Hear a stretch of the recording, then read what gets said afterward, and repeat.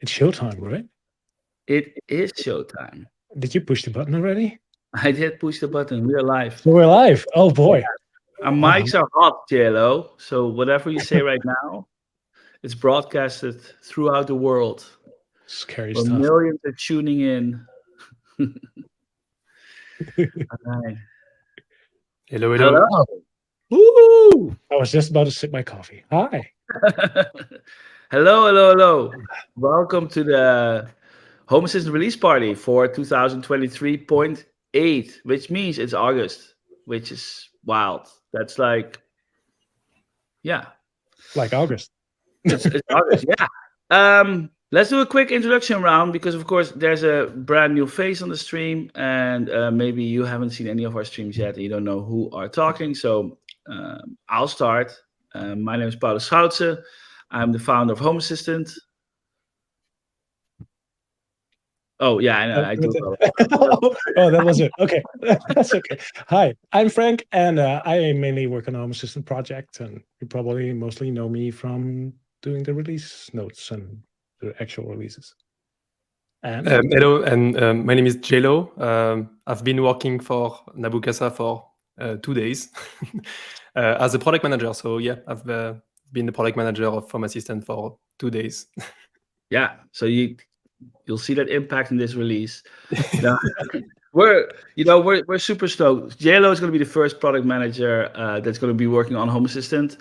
It's not that we didn't manage product in a way, but like it's a dedicated person is going to be a lot better because then the people building it and the people designing it and the people managing the product. I think actually JLo, I don't know, before we start, like, do you want to explain what a product manager does?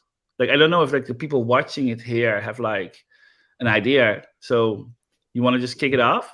Yeah, I mean, just like in one sentence, a product manager is the one responsible of the success of a product, more or less.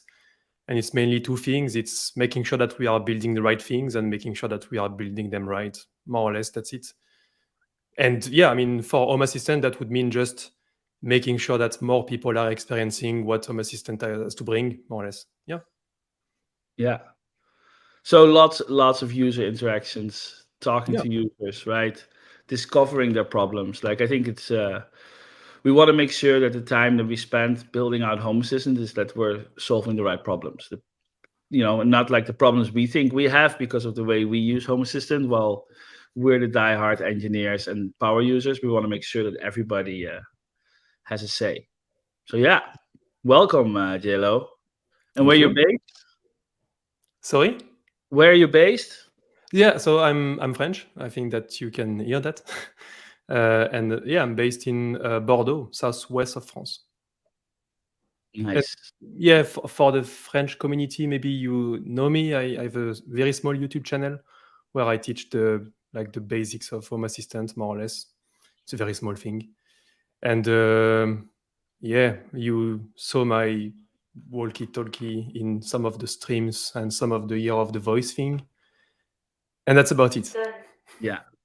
Well, we're definitely going to talk about your Walkie Talkie later on because it's really cool.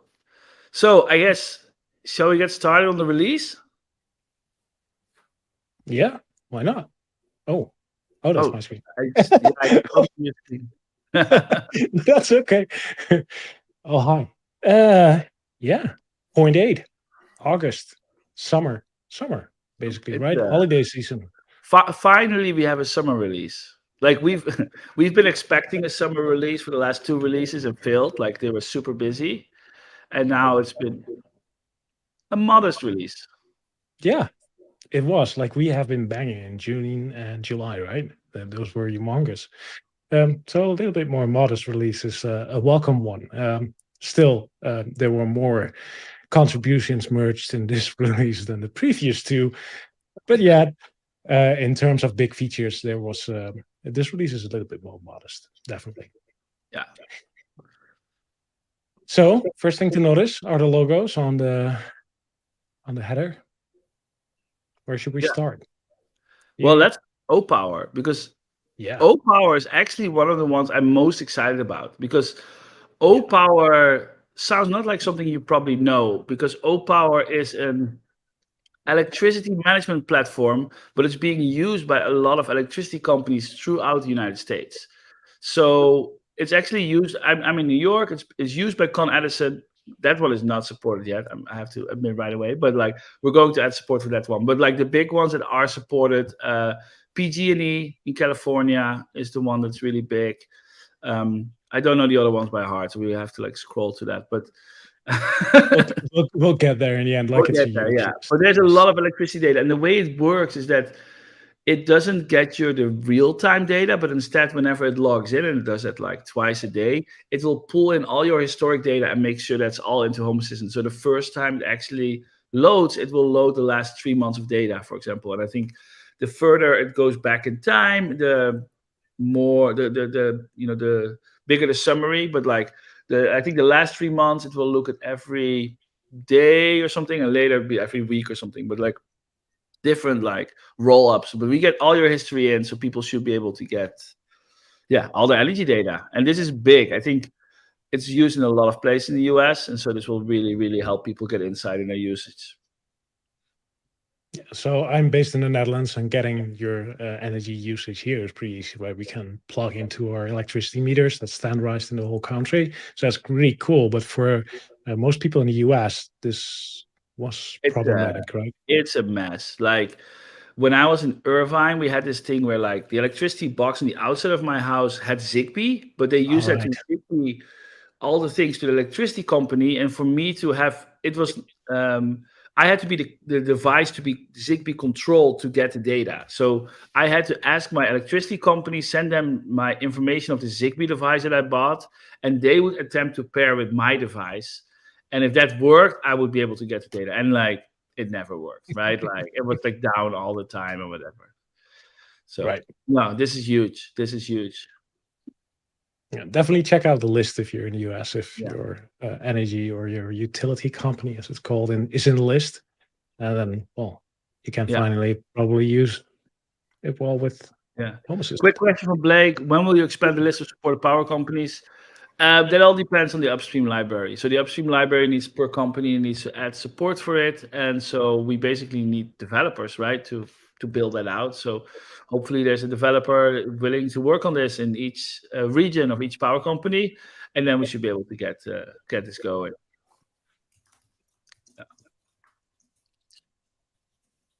Right. Oh, power. In the same category, we have Electric Kiwi, which is a similar thing. It also does broadband, I believe. And that's based in New Zealand, if I remember correctly. Yeah. So if you have that, same, you have now can use the energy dashboard. So that's great. I love this. Is, by the way, my favorite kind of integrations where like we get just all this data, right? And it's so helpful for the rest. Like it's electricity data is like foundational to your smart home. If you want to manage your energies, you need to know how much you use, like from the grid. And so this is great to see all these integrations get in. Yeah, absolutely. It works really well. It instantly adds a lot of value to the Home Assistant instance too, by the way, in terms of what you see in the energy dashboard. It's generally shocking to see your own energy usage, actually, I think. Like it's confronting, right? Yeah. Really good. Duo Techno.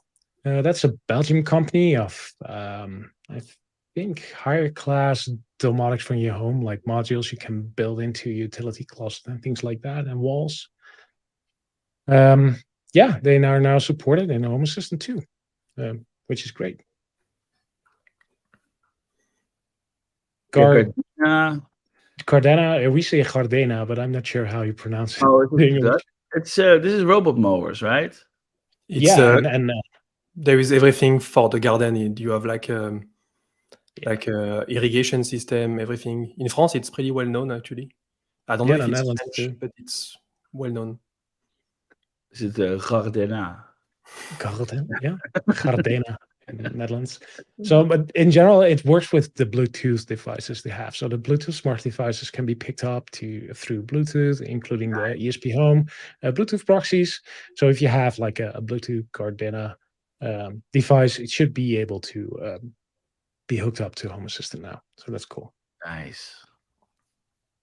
And then last but not least, we have Peggle Online, which is a German waterway administration thing. You can get like the height of the water, some rivers, I think, in Germany. Nice. Yeah, not sure 100% about the use case, but maybe alerts if you live close by it or something. I don't know. Yeah. Not sure, but still cool.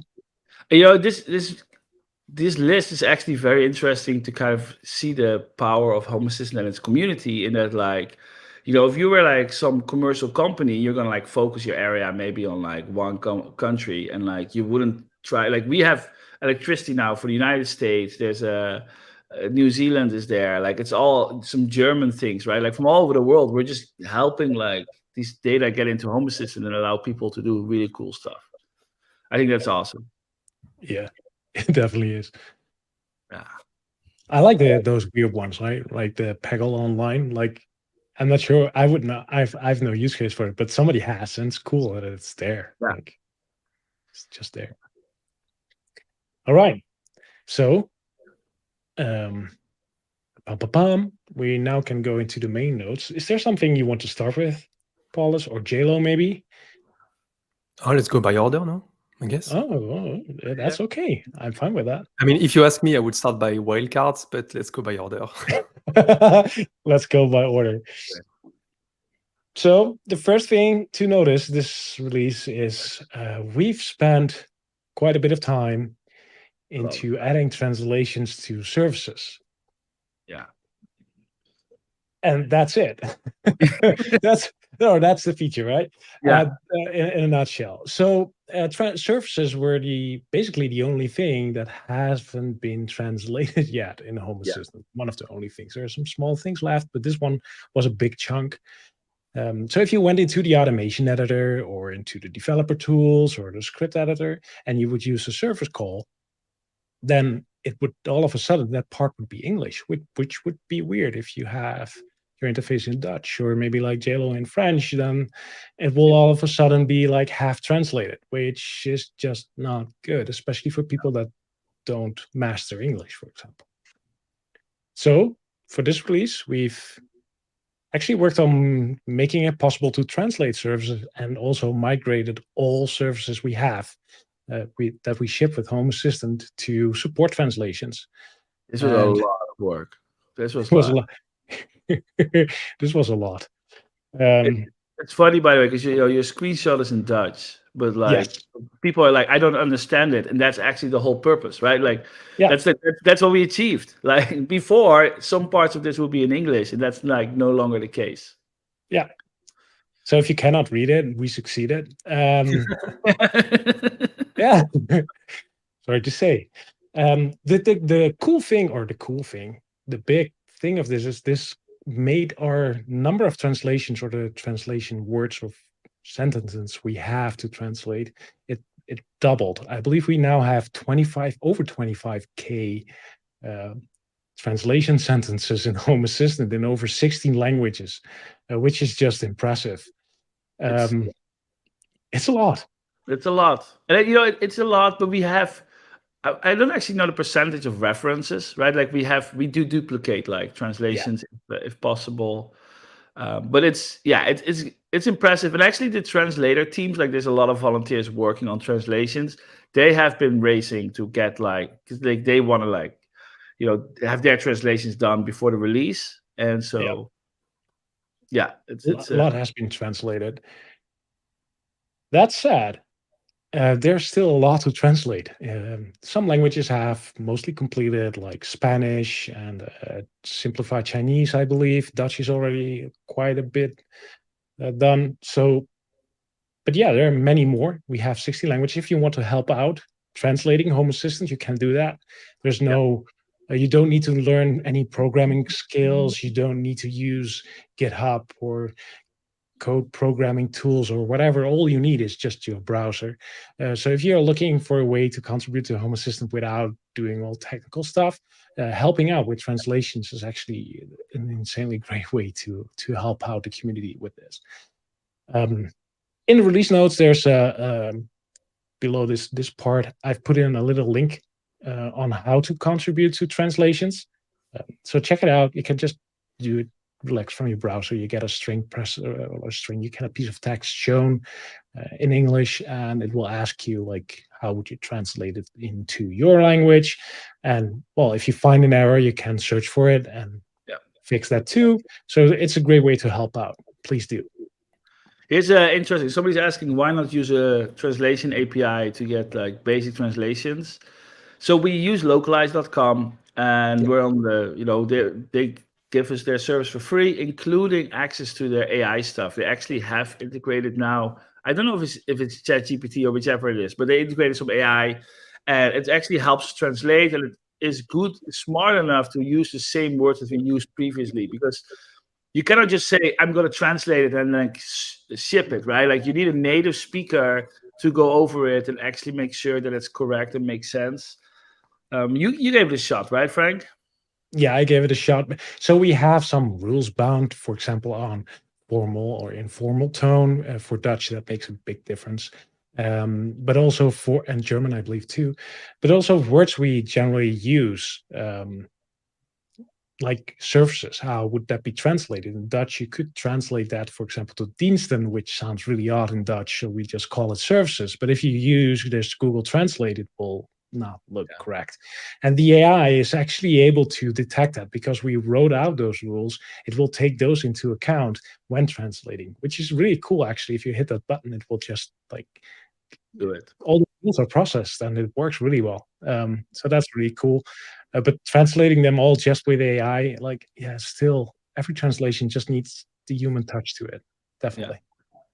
So I think it's also that like, if something is wrong and somebody reports a bug, we need a native speaker to actually like check it, right? So we need some, there need to be people for every language, and people when they're translating these things, there's actually we have a lot of language work done available on Home Assistant, right? Besides our user interface, we also have whatever you can say to assist, like the intents support. We have some new intent in this release, and they've also people start translating it so that we can also use those in our voice services. Do we have language leader for translation also? So the language leader concept is only on the voice side. It actually isn't like I feel like I think that a bunch of the language leaders on the voice side are also active in translating the Home Assistant intents, but it's not official. Yeah. We could assign reviewers in languages.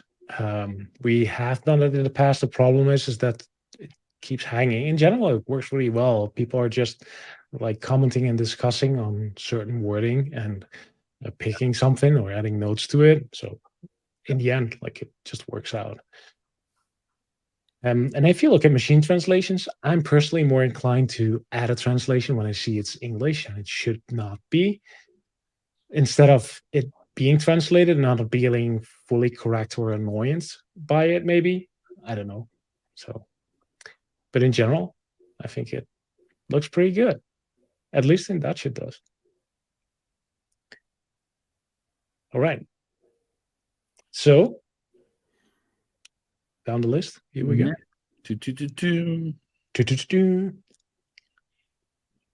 The event entity. I think I should just show this one on a real system, right? Should we talk about it? Well, why don't you show it? Then, like, we can like talk about what we see, because I think what you see is actually, the fact way more important. Yeah. The fact that we can see it is the whole thing. So, I mean, just to while Frank is getting his computer ready, in Home Assistant, it's an event-based system, right? The core of the Home Assistant architecture is based on events, and if on top of it is a state machine, and we keep the state of different devices, and whenever a state of your device changes, a light turns off to on, we fire an event, and we call this like a state changed event. And this means that like the state change event will have the old state, it was off, the new state, it's on. It contains who changed that state. It contains like the timestamps when it happened. And buttons, they don't have a state because they don't. It's a button. You press it, then it's gone, right? And so we used to only fire them as events. But when you only fire it as event, our UI was not able to capture that and show that correctly. And so now we do. And so our solution, I'll hand it over to Frank. Yeah, so in the past we had like the events already, right? That existed. But if you had to use it, like that would be just hard. You had to use the develop tools or device automations, but there was no history and like all kinds of weird stuff. And now we've tried to capture that into something we are all already familiar with, which is just entities. We are all familiar with entities. We use them all day, right? Switches, lights, media players, all these things. Except for entities have a state, like the light is on or off. It's for an event, it's not on or off, it just happens. So, for an example, I got this U remote here. And this does not have a state. It's not something I can put on or off. It's just a clickly thingy, just like a doorbell, for example. And we didn't have a real good way to handle these. So we came up with the event entity, which we now see on screen.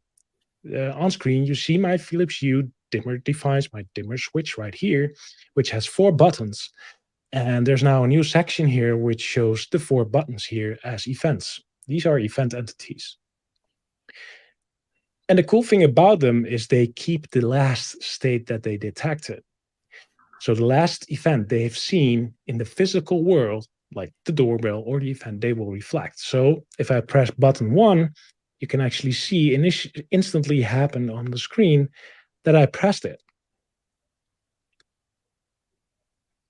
And that's what the event entity does. Between initial press and short press, right? So when he presses it, it becomes initial press, and after that, like it becomes short. Can you long press it too? Yeah. Maybe repeat, I guess. If you hold it, it will repeat. Yeah, and you get repeat events. Then long release. Long release. Yeah. And this is great because this allows people to easily see what they can automate on, right? I think that there was a lot of events being fired in the past that people didn't realize. And part of this is also because in Home Assistant, we have this rule where like integrations represent the API, the data of the API as is, right? So if motion comes in as an event, we would fire it as an event. But it means that sometimes people wouldn't find motion. So I'm not sure how many have been updated right now. Matter has been updated. Which one else, Frank? MQTT? MQTT can now send an event, so that's for if you create it manually or via discovery. Matter, U, and I forgot one. I'm pretty sure I'm forgetting one. Matter, U, MQTT. Oh, HomeKit. So if you have a HomeKit device integrated through Home Assistant, like a doorbell, that should work as a button too. Nice. And additionally, we've Jan Bauhaus actually added support for Alexa too. So if it detects it's a doorbell, it will actually send a doorbell notification back to Alexa as well, which is kind of interesting. Yeah. So yeah. Somebody's asking ESP home events. We don't. Hopefully, yeah, we should. Hopefully soon, maybe. Templates also not there. So that's also pending somewhere as an idea. I also have the idea maybe to make a group out of it. Haven't exported yet, but being able to like group the buttons and see the last time one of the buttons was being used, things like that.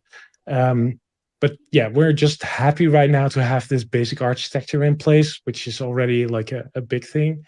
And have some integrations that are actually already supporting it, which are some big ones. Yeah. So the great thing about this actually, which I would really want to add, is that this makes automations really easy because you can now just go into the automation editor and on a state change of the event entity, fire your automation. And that's the key point of this. That's definitely the key point of this. It's funny. It's been like the third time I'm changing my automation for the U remote. Like when I started, it was I was catching the event on the developer tool, and I was just creating automation based on that. Then you created device automation, was a bit better, and now I just have state change automation. It works perfectly. It's much more simpler to create, much more simpler to debug, to see. Yeah. It's really nice. Yeah. And it auto-completes too. The event entity knows which events are being able to fire. So if I would create an automation for this button and go into the automation editor, it will actually auto-complete on like, do you want a long press, long release? Like there's no guessing in which events that will be find like possibilities that are there. The UI will all give that to you. So from that regard, I'm really happy seeing this land, and I hope many integrations will migrate in the upcoming releases. I saw somebody just like saying, "Hey, I don't see this for my Zigbee to MQTT," and that's because Zigbee to MQTT needs to update, right? So MQTT has support for it, but then Zigbee to MQTT needs to send their events as per the new format to Home Assistant. Definitely. The event entity. Yes, it's really cool. I think it will also be making it easier to make blueprints. Yes, definitely. You can just ask for the doorbell, for example, right? Yeah. All right. Let me switch back to my other screen. Boom. Pil, do you want to? I'll talk about this one. Yeah. Yeah, right. Yeah. So we were talking to OpenStreetMap, and they were like, there's some users that in the OpenStreetMap community, and they were like, why do I have to drag a pin during onboarding? Like, what's so why? And I was like, well, we don't like have a like. During the onboarding of Home Assistant, you had to set the location of your Home Assistant instance. You had to have a map. You drag and you drag and drag. We didn't have search because an address search means there needs to be like an online service that you can use where you turn any address in the whole world into latitude, longitude. And then OpenStreetMap was like, but we have a service and you can just use it. And so we're like, oh, so yeah, we that's what we did. We added OpenStreetMap to the onboarding. So now during onboarding, instead of dragging it, you can just type in your address. So in this case, HA Weg. It actually exists. It's close to my home. I came by the other day by bike. I was like, wait, what? Yeah, it's the only way, right? Yeah, and this is cool because besides, from this address, we get the latitude, longitude. Then we also know all of your other information, right? So previously, we would have a page with currency and elevation and preferred time format and all that stuff. We can now automatically detect. So yeah, it's opt-in. If it will make a request to OpenStreetMap if you enter an address. If you don't enter an address, but just drag and drop, there will be nothing will be reached out to the internet. And then you also, of course, have to set up your own currency and all those things and time zone. Yeah. So it's much more than the address, actually. It's like address, currency, country. Yeah. Yeah, and all this information, Home Assistant needs to provide you information. So we need your latitude, longitude, for example, to know when the sun is setting. Yeah. So any automation based on sunset, when is it evening, when is it night, it relies on latitude, longitude. We set the home zone. If you use Home Assistant Android app, then it knows when you're getting home. It knows when you're leaving home, so you can automate on arriving home. Currency is being used in the dashboards for energy, so we can tell you how much money you spent on energy. Time zone is used in the dashboard for viewing, etc., etc. Yeah. Can you search by location name when adding a zone? Is a question. Not yet. No. Right now it's only onboarding. And the reason for that is that OpenStreetMap is like a nonprofit foundation. Their service is not we're not allowed to just bombard it with requests all the time. So if we would offer it for zones, we would put some serious strain on it because people might be setting up zones. So yeah, we're only doing it during onboarding right now. Yeah. But yeah, this is onboarding is going to be a lot easier now. Somebody asked, let me get them. Are there any plans to extend onboarding support to mobile apps? So it does. Yeah, right? we have been talking about it. So there's two challenges. One challenge. One challenge is that when you onboard your Home Assistant, it's not connected through an HTTPS connection. So your browser will not allow us to access location. So to do it, we would have to have the phone expose an API on the website that the website then can call. It's not impossible. We do this for other parts, like Assist on Android, for example. It's just not something we have done so far. But also, then that will give us latitude, longitude. It would not actually give us the address, and it would not give us the currency and all the other stuff. Yeah, that's true. Yeah.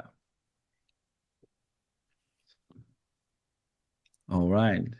By the way, on this page, like you can see join our newsletter. You should totally sign up to our newsletter. It's a small page. It's once a month we send out, like, it's called Building the Open Home. We keep track of everything that's happening, not just in the Home Assistant, but ESP Home, Tesmoda, WLED, any other related cool projects. Any cool new feature we'll highlight. We highlight community work that's really impressive, kind of noteworthy news we highlight. It's once a month. I don't know, 8-minute read or something. So definitely sign up to our newsletter if you haven't. You can find the link on homeassistant.io or directly navigate to building.openhome.io.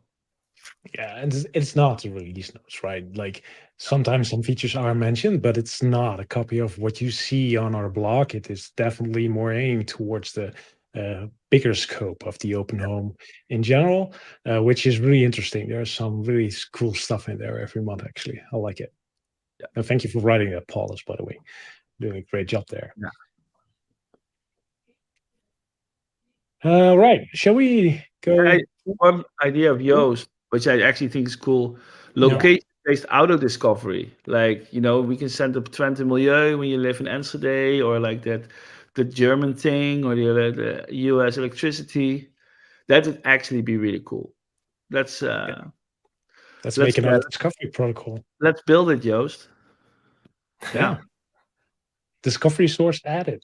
Like, it's not difficult. The only biggest, would you do a circle radius, or would you like allow drawing like a whole map of like, this is if the point is within this shape on the map? We could just use the home location that has a radius by default. Right. Yeah.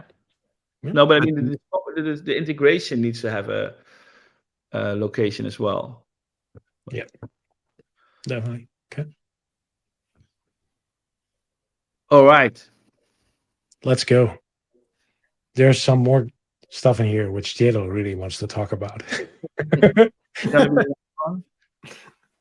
I really don't know what's next actually anymore. Oh, thanks, by the way, OpenStreetMap. Yes. Yeah, thank you so much. This is really cool and really improves our initial experience with Home Assistant. Yeah. Shall we just show this one? Add items to your shopping list? Do it. You want to? Yeah.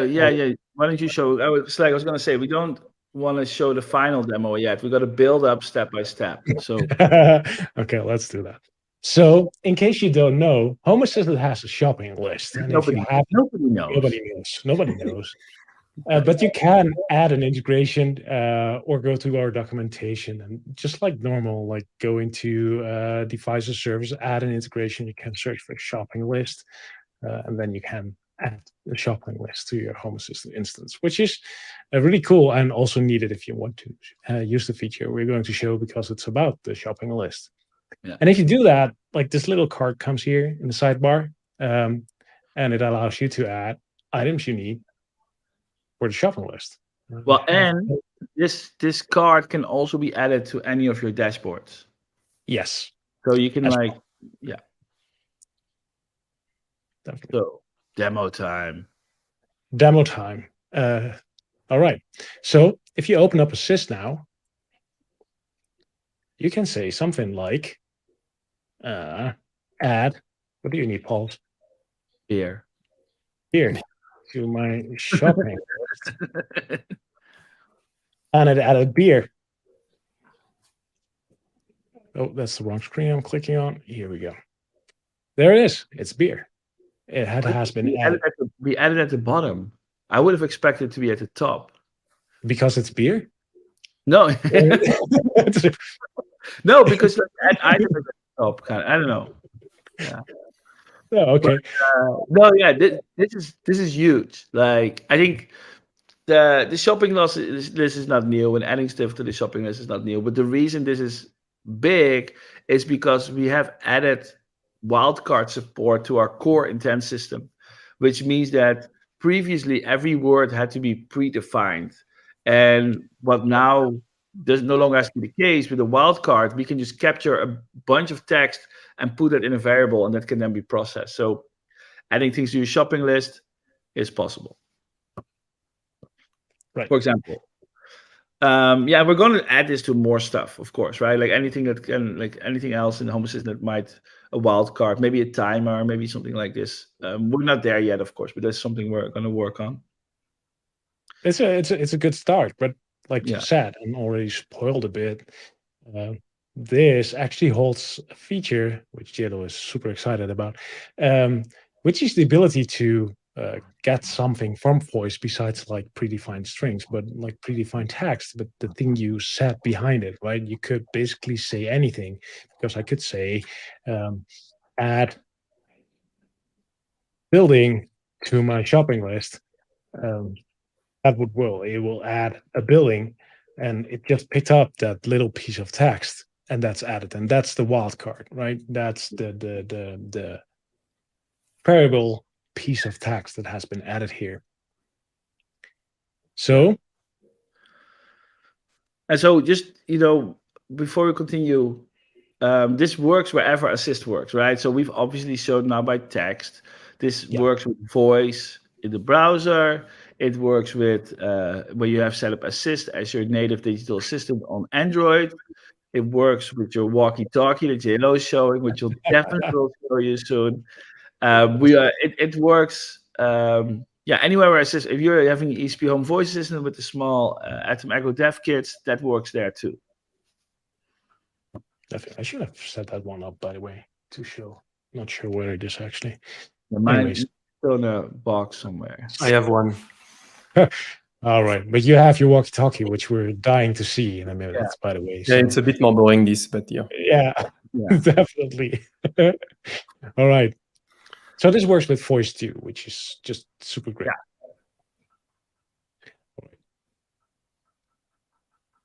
That's the shopping list. So before we continue on the super cool thing JLo's want to saying, we're going to show something else, which is generate an image with OpenAI's Dolly. Yes, I'll do this one because this is my only contribution this release. I've been moving this month, and I'm now semi-settled, as in like I'm in my living room. I'm not in the room that is going to be my office, but hopefully the next release party that will be the case. But this is with service response values that we introduced in the last release. We are now allow services to return responses, and that meant that it actually opens up a whole set of integrations that previously made no sense to do. And one of these is to integrate Dolly, which is OpenAI's image generative service. And OpenAI is known for ChatGPT, generative AI. Not only do they use generative AI to generate text, they also use generative AI to generate images. And so this service, what it does is it takes in a text prompt. You can send it like quality. It has like 3 different like sizes. And then it will generate an image for you, and it will return you actually a URL that you can use right away, right there. And so I had one, this is really cool. Like you can just anything, right? Anything you can imagine, like if people have played with Dolly or with Midjourney, it's the same thing. It's like you write a bit of text and it generates an image. So one of the things I had done for my demo, just kind of to test it, I had created a trigger template entity that would listen to when the weather would update. It would send the current weather state to Dolly and say, hey, generate a picture how New York City looks or how Brooklyn looks when it's sunny. And it would generate a picture, and I would put that picture on my dashboard. So that was really cool. Yeah, so it's now available. So it's really cool. Yeah. So this is a service call that uses response values from last release, which we introduced last release. And that allows you to do like great things like Paul's just described, right? So there's a screenshot here, which is inspired by the Home Assistant podcast, because they came up with this little thing. I don't know why, but I believe Philip was talking about it, or Ron, about give me a picture of an astronaut riding a unicorn. I was listening to it and I was like, that's great, for example, right? That everybody wants an astronaut riding a unicorn. So added it to the release notes. So basically, you can just ask it to generate something like that. So you see the result of this service call right here. What it will actually do is give you back the URL of the generated image as a service response, which you can then use in notifications, or if you go into the documentation of this, there's an example there on how you could put this, for example, in one of the new image entities we've shown before, like last release. So you could generate an image, put that in an image entity, and put it on your dashboard, and then basically do what Paul, for example, said. You could create an automation that detects if the weather changes, and then let the AI generate a weather image that you like based on the current weather, and put that in an image entity, which you put on your wall dashboard or something like that. You can go really creative with this, which is really cool. It's I think, the other cool thing is that, like, if you have like a mural, or if you have like a Samsung Frame TV, you could, like, create art and like have that just being shown. I mean, create art. I mean, you could create an image and then have it shown. From my experience, I actually prefer Midjourney over Dolly, but Midjourney is Discord only. Like, I saw there's one API for Midjourney, which basically talks to the Discord API, so you can talk to the Midjourney bot, and then looks until it gives you a response, which is kind of annoying. And Dolly is also faster. It's not yet fast, but it's faster. I wouldn't imagine like a service where you ask Midjourney to generate an image and have to wait. Right. I mean, you will see a demo with Dolly by video afterwards. It's not fast, but it's manageable. It's faster. Yeah. Whoa, spoilers there. No, we have JLo has prepared a really cool demo, but we cannot show it until we talk about the next feature, I think. Exactly. Yeah, that's definitely true. By the way, some use cases I wanted to add that I heard is for communicating with kids that cannot read yet, which I thought was a really cool use case, because you could generate an image of like the thing they have to do today, like it's a school day or weekend holiday or going to a park or like playground or something, or they have to like do some house chores. So you could generate images that they can understand without having to read, which I thought was a really cool use case, by the way. Anyhow, the next feature, by the way, here we go. Do you want to just talk about it, or shall I just spoil the beans? Or we can talk about it, I guess, for now. Yeah, I mean, look, JLo, the next feature is all yours. Yeah, so say I spotted a few comments that are actually a nice leeway into that feature. Right. So, like, there is a few people that ask, like, can you remove items from voice, like from the shopping list, because you can add them, right? We added that. And the answer is yes, actually, you can remove them with the new feature, or the next feature that was supposed to be presented, which is wildcard support, more or less. Wildcard support everywhere in Assist. And this is what is powering the shopping list demo that you saw. So now you can create very easily, actually, from the automation. It's a new trigger on the automation, sentence trigger with wildcard. And you can do whatever you want. You can do like all the power of automation. So I just checked, because I don't use the shopping list, by the way, but there is a service called remove item. There is also a service called complete item. And so in a matter of like a few minutes, you could actually create an automation that removes item using wildcard from the shopping list. And in fact, this opens so many possibilities. I mean, it's crazy, because Assist has been started by just community contributed commands. Then we were able to create our custom sentences, but it was only on predefined list. For example, we were able to say a number, for example, for percentage, like this is what I'm using for example, opening my shades. I have like a custom sentence to open my shades, but now we can do whatever we want with wildcard. And I've been experimenting it for like a few days, and it's crazy, actually, like what you can do. Like every day I'm thinking I'm like discovering a new use case for that. So for example, removing items from shopping lists. Oh, he has been flooding Discord with Yes, ideas. exactly. Yeah.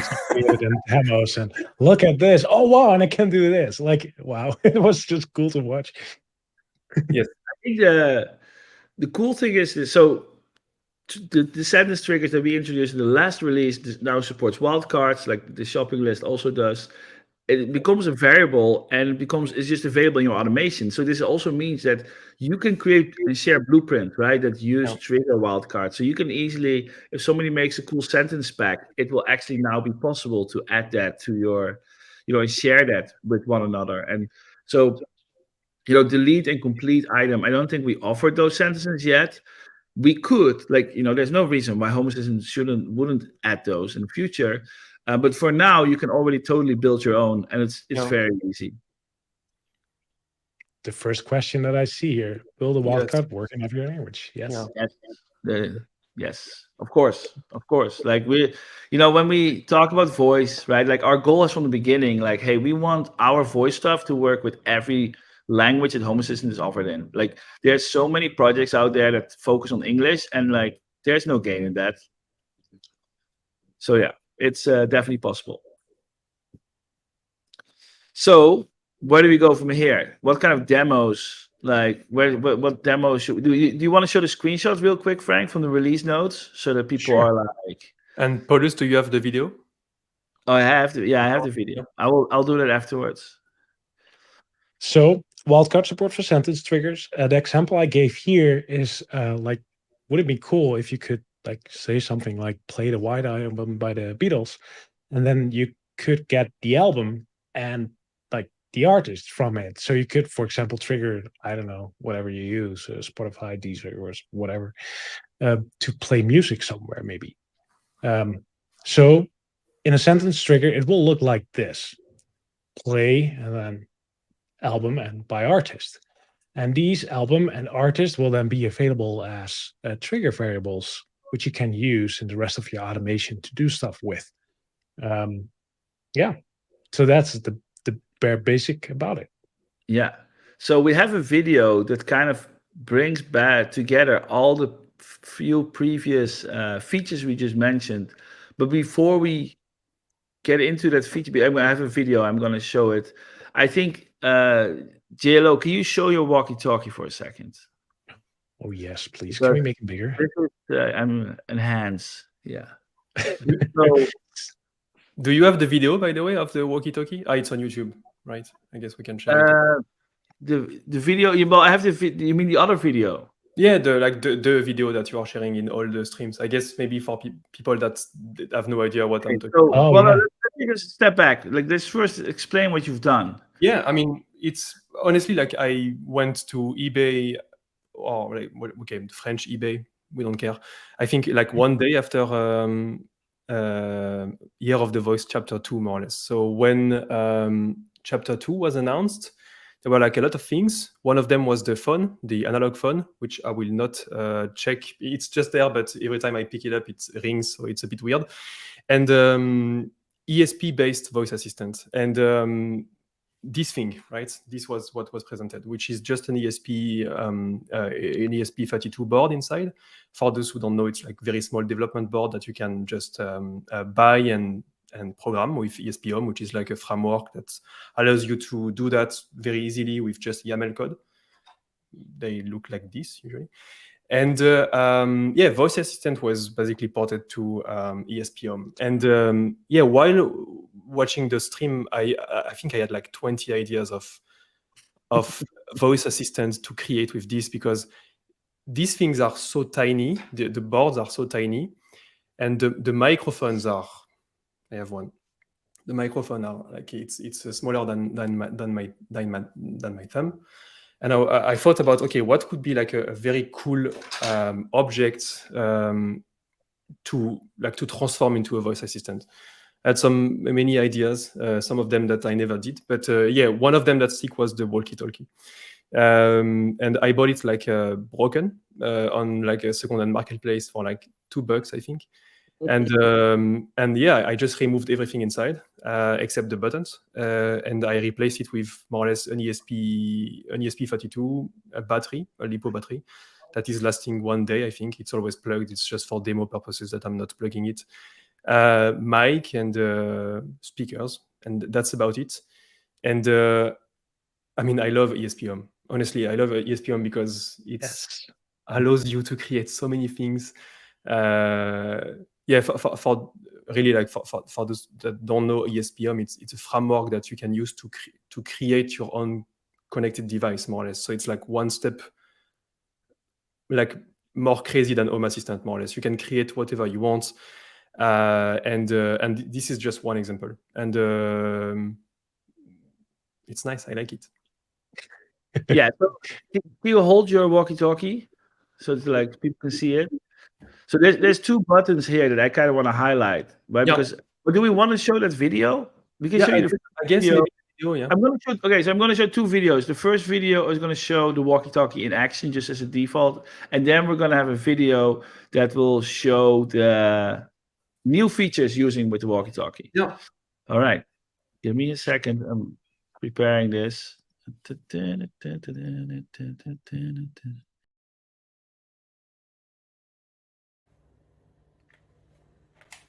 Allume la cuisine. Cuisine allumée. Allume la machine à café. Machine à café allumée. Vous êtes en communication avec Assist anglais. Turn off the living room lights. Turned off light. Close the shades. Closed. Display on the TV a picture of a dog chasing a hot dog.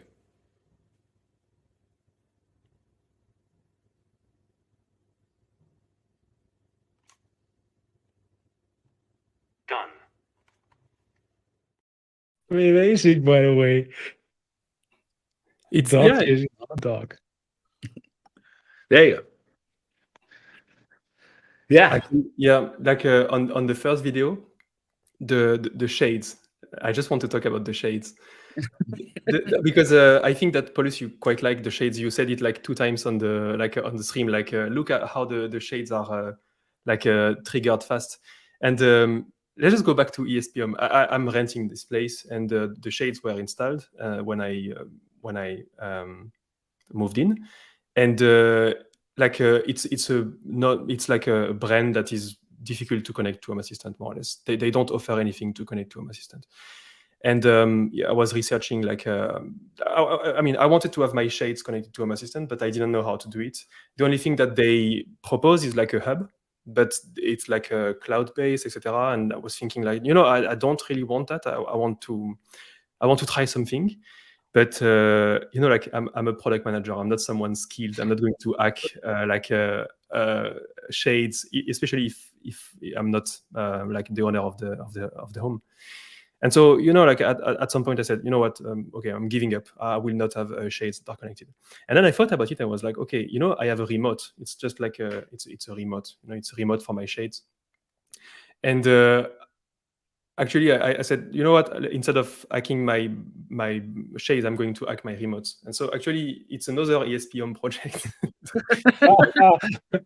You know what? I said, like, I don't know anything about like radio frequency, etc. But I'm just going to simulate button presses, and I'm going to have a connected shades, and it's working very well. So I bought this also like a second hand. I bought a second remote, and I just got it, and I just. Nice. So yeah, I mean. ESP-OM, it's amazing because you can do so many things with it, and yeah, the Talkie. And you saw the second demo, which is actually many things at once, right? So it was show a display or show me a picture of, and then a wildcard, right? So it was an automation with a wildcard sentence, and then the wildcard was passed to Dolly, so the OpenAI generative image services. And then the response was casted into a TV. So, Paulus, you said before, like, let's say that you have a frame at home and you can display art.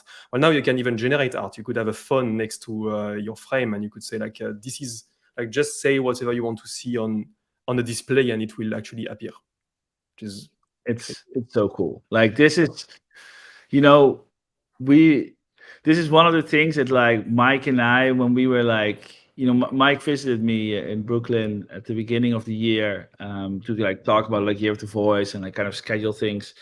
And this was one of the ideas we had, like, man, this would be awesome if we could like just use generative AI and put this on the TV. And like now it's just possible. It's like, and it's not just like possible for JLO who has like studied this. It's actually, it is 2 service calls, right? One to get the URL, one to show it. But to make it actually even easier, JLO has created a blueprint. So there's a single button in the release notes, and you can too get this blueprint. So what does that mean? It means that if you sign up for the OpenAI API key, you will be able to just use Assist to send images. And now JLO, of course, has been using his Walkie Talkie. That's all fancy. If you don't have like your own Walkie Talkie yet, you can use Android. You can set up Assist now, even as your digital assistant, if you hold the home button. And everywhere you can use Assist, you can use these automations, including like, this blueprint. Two things I want to add. The first one, the command is actually editable. So if you are French or Dutch or whatever, you can change the command. Yeah, exactly. So it defaults to show me a picture of, but if you want to have something else, you can have something else. And the second one is if you actually don't know, but OpenAI is not that expensive. Like the service to actually generate things is you need a key, and this is like chargeable, but it's not that expensive. So I would suggest to try. It's pretty nice. I think is it a cent or something, or maybe less? Something. I think honestly I have 2 or 3 projects that are running with my OpenAI thing, and I think I have like invoices of $2 a month, something like this. Yeah. And I have Santa Claus. I can talk to Santa Claus there, so I'm using it a lot. Jesus. Yeah. It's pretty affordable. It's nice to play with. That's the thing, right? Yeah. This blueprint, by the way, that JLO created, as Paul mentioned shortly, it's on the release notes. There's a real nice import button here, so you can click import and it will just go into your Home Assistant instance. So do that after you upgrade, by the way. Just upgrade to 0.8 first because it needs services that are in there. Then import this blueprint and you can create an automation like shown in the screenshot that does the magic that JLO showed on like displaying the dog chasing a hot dog on his. And you just need like a cast device to cast it, and you need an OpenAI config entry, so you need to have a key, and you need Assist somewhere, but everybody has Assist now, so you need I don't know, an Android phone, an analog phone, your browser, anything you want. Yep. Yeah. I saw one question from Paul. Paul, by the way, founder of the Mushroom Cards and also Nabukasa employee working full-time on the Home Assistant front end. He asked, can you generate multiple images on multiple media players? No. So wait. No, I mean that's a challenge for me. Oh yeah. The service call. So the API can do it. The service call doesn't expose it. The service call I've also always exposed. We only generate one image and you get one URL back. However, because otherwise the result had to have a list, and that was kind of like annoying. No, but well, you can use parallel and then do 4 at a time, so and then wait until. Yeah, you have to do some Home Assistant parallel automation. Then you can generate multiple. Yeah, and I mean, challenge for anyone that wants to try. You could technically create the same automation than I did with multiple wildcards for multiple prompts for multiple pictures. Then I don't really know how the cast will work on different devices, but it is to be experimented. I mean, it is. That's actually cool. You could, for example, say like, the wildcard would capture like avocado, and you have 3 different prompts where like an avocado on a motorcycle, an avocado on toast, and like an avocado on the beach, and then have like 3 frames next to each other. Like show the pictures. Didn't you create, by the way, JLO, like a wildcard with a timer? Yeah, so it's honestly like it's still an experiment because numbers are not really well picked up by Assist depending on your language. But what I did is, so it's a command like remind me of wildcard in wildcard days, wildcard hours, wildcard minutes, wildcard seconds, more or less. Then I'm taking like all the times, I'm creating like a time object, and then I'm creating calendar entities. And then when the calendar entities are triggered, then I'm speaking the reminders on my Talkie. So I can say like, remind me to clean the house in 15 seconds, and then 15 seconds later, it will tell me, hey, you need to clean the house. It is kind of working, but the numbers again are like the casting of the wildcard into integer is a bit weird for now. So yeah, I mean, it's but yeah, I mean, reminders I tried, it works pretty well. And yeah. I wanna. The other thing for timers, I just saw this one on Twitter. Somebody has this is kind of wild. This person has Exactly. created his own intent script, and what he has done is that he actually sends to his Android phone. You can launch intents. Intents is how you launch other applications or parts of other applications, and he actually just launches the timer. Like this is wild that this is even possible. And then what he has is he can just hook up sentences to that intent this way. I like this way is much better than mine, because here you defined minute as a range of number from 1 to 300, so it actually works much better. That's how we use, for example, turn on the light, set the light at 80% of brightness, for example. So this works, but I wanted to have reminders with wildcard. But wildcard reminders are to be experimented with. But I mean, we can do things. a lot. I just saw one question. Can you store the image, generate image in entity? This is Madalena, by the way. She is in charge of product and design department at Nabokasa, working full-time on Home Assistant. And I'm going to quickly, I'm like opening my pull request because I had an example how to capture this. It is a bad example, but it's a start. So I'm just I've actually updated the documentation for it. So if you go to the service for OpenAI to generate an image, there is an example there in the documentation on how to store it in an image entity. Okay.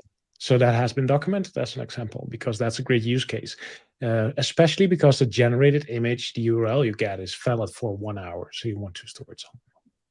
Yeah. And so where do you store it? I guess in an image entity? Yeah, I'm showing the docs right now. Let me see if I can. Well, yeah, it should be. I hope it's readable. Let me just enhance. So it works in two ways. One is that like this one is for the weather, but the idea is that it's about the bottom part. So you create an image entity in as an image template entity, and the URL of the image will be the URL that was generated by the automation. And so the automation listens, for example, to when the weather updates. It will generate the image, then fire off the event, and then the event is listened for by the template entity, which then updates with its data. This is pretty advanced, but it can be done. Yeah. There's one downside I have to mention here is that the image that is generated is only valid for a couple of hours. So that's something. That doesn't matter in this case because it will be stored in the image entity, which only updates when there's an update. Otherwise, it will hold it in memory until. Oh, does it download it? No, well, yes, it does, and then keeps it in the image entity. Okay, yeah, if it's downloaded, then it's perfect. Yeah, I thought it was just forwarding the URL, but this is. But I actually don't know. I actually. In the other case, you could download because we have a downloader integration too. Yeah, if you look in your documentation, there's a downloader, so you could make it even smarter and store it in the media, which maybe you could like store all the art you ever generated with your AI in the media folder. But I had this idea, but I didn't have time to implement it. Is that like there could just be a media source of all your ever generated images, right? You can go back in time and browse them. So yeah, you can do that. Actually, right, with the download service. Yeah, we'll get there. This is just the beginning. Possibilities. Oh man, these return response services, like being able to return data from it. I've seen like a lot of things already popping up, so it's going to be an exciting time there. Yeah. This is just one of the things again. And I think that like with service response values, it will take some time for people in the community to kind of get used to thinking in it, because it's a new way of thinking for automation Home Assistant that's like very new. And so we also hope to kind of drop these examples so that people can learn. Yeah. All right. So I already see some people that are super excited by the Dolly stuff. So please share. If you do something very cool, please share it with us. We'll highlight it in the stream. We'll highlight it in the newsletter, whatever. Like, we love to see all the cool stuff that you do with it. Yeah, definitely share some of the creations you created, like on I wanted to say Twitter, but that doesn't exist anymore, right? It's now X. Sorry, I cannot get over that one. On some sort of social media, shared with us. Oh boy, Mastodon, maybe. Yeah. Definitely. All right. Yeah.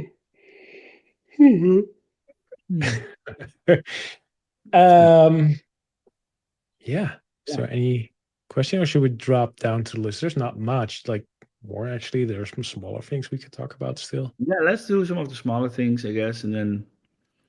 Yeah. All right. Let me share the screen again. Again, if you want to like do that nice little blueprint JLo created, it's in the release notes. Simple click import. It's really fun to play with. Yeah. Actually, it really is. All right. The condition selector is new. So believe it or not, we didn't had a selector for use in blueprints to ask a user for a condition, which is kind of odd in a way, because we had actions and all kinds of stuff, even triggers, I believe, not even sure, but conditions were not there, and they've been added. So that's cool.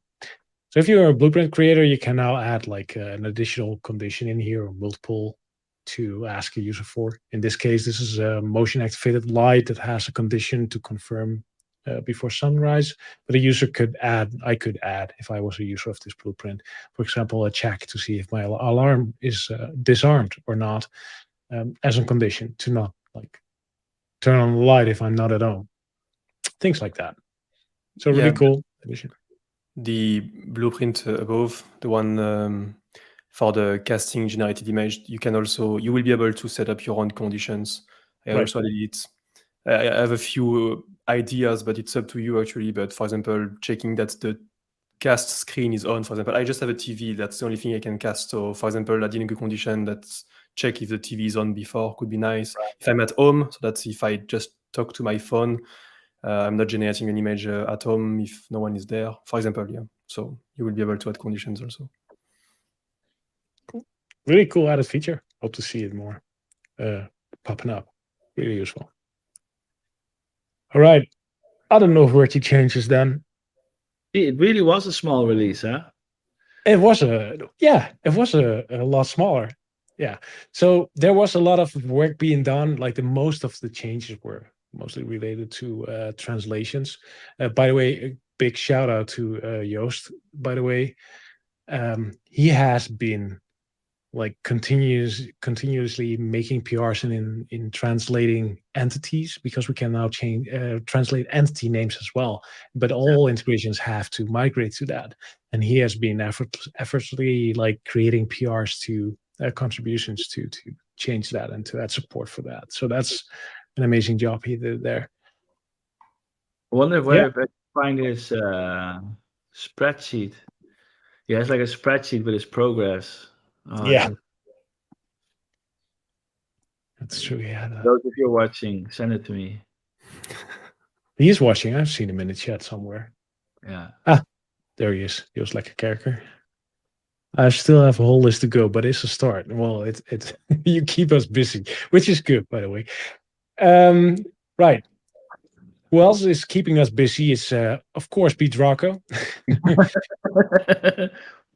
Yes. He has been like improving performance again this month. Like this is like being a repeating item every month at this point. But yeah, there's a lot of performance improvements again, and he's now working on things like how it works with the supervisor, how the interaction goes there, like things like ingress. If you access a web interface of an add-on through Home Assistant, things like that will be much faster.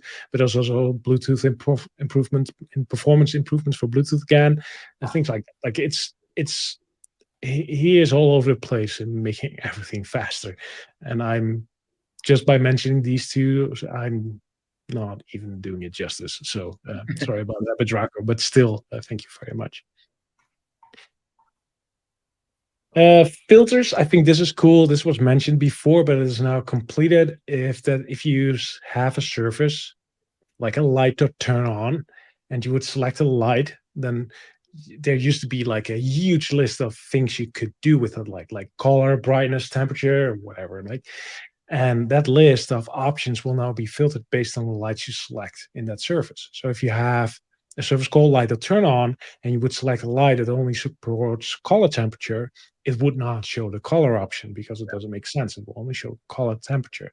And this has now been extended to all our base entities like media player, locks, and whatever else. Just makes everything more concise and smaller and more a better overview in your automation editor, which is really cool, I think. Yeah. Yeah. Unify. Oh, that's cool, by the way. Unify now has the QR code in the image entity, so you could like display a GAST Wi-Fi code on a wall tablet or something like that. And they have added controls to turn on Wi-Fi networks from Home Assistant, turn on and off, which is, I think, really helpful. I think for me, it's really cool to be able to. I have a Unify network. I think I could probably. I'm going to use this from when I leave the home to turn off guest Wi-Fi. Yeah. Things like that. I have this city like lazy IoT Wi-Fi that is just 2.4 gigahertz. Yeah. So that like I only put it on for testing. So this is very useful for me. Things like it. Yeah.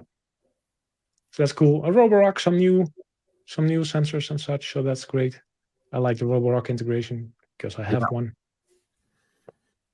I'm definitely gonna set it up once. You have a Roborock, I have a right? Roborock. Yes, it's right here. It's the Max, the S7 Max Plus or something. It's it can mop, and then it has the base station will empty the vacuum and clean the mop, which is that's like all we need. So yeah. Do you have vacuum? Jello, you have a vacuum?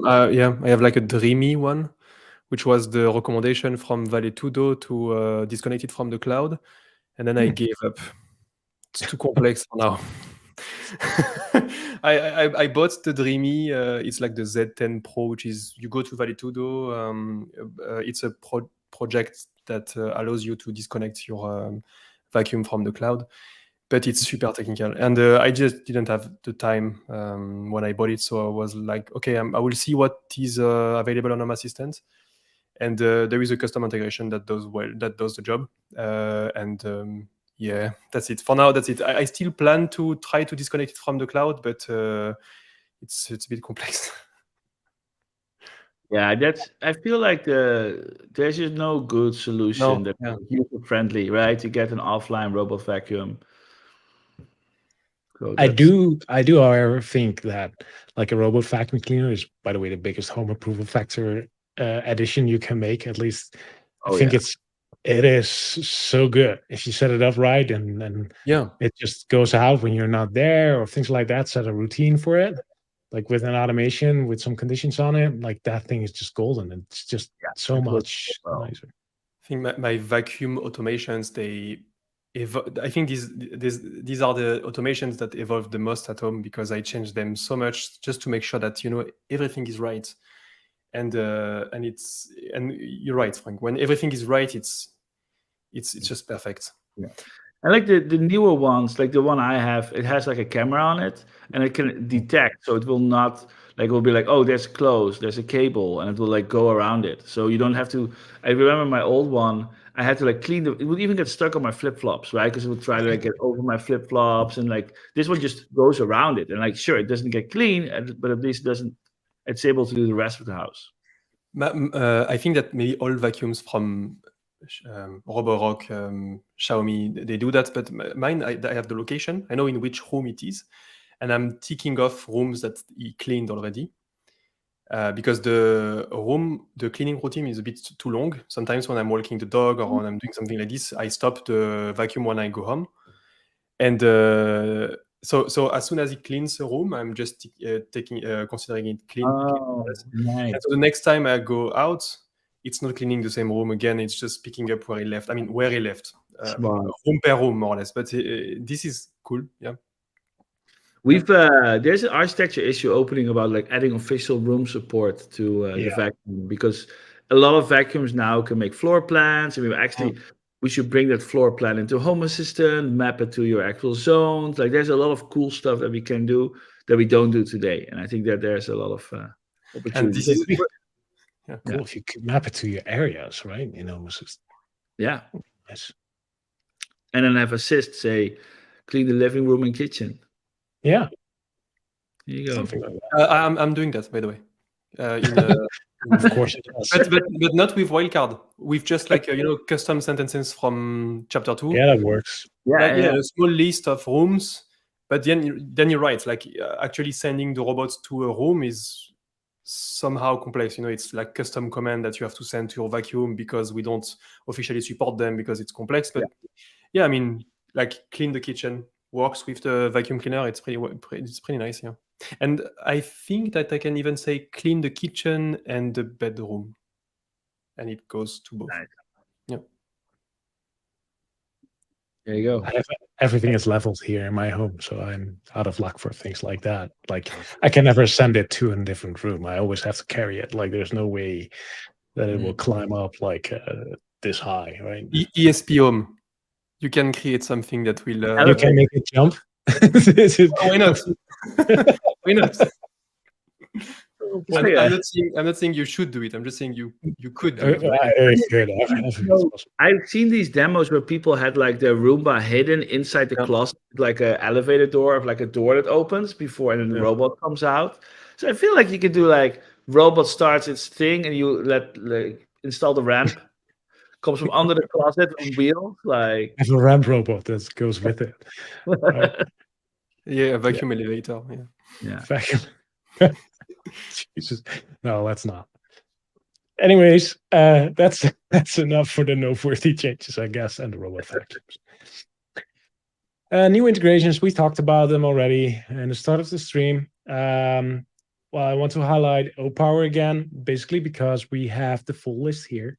Yeah. So, there it is. Boom. By the way, a big list.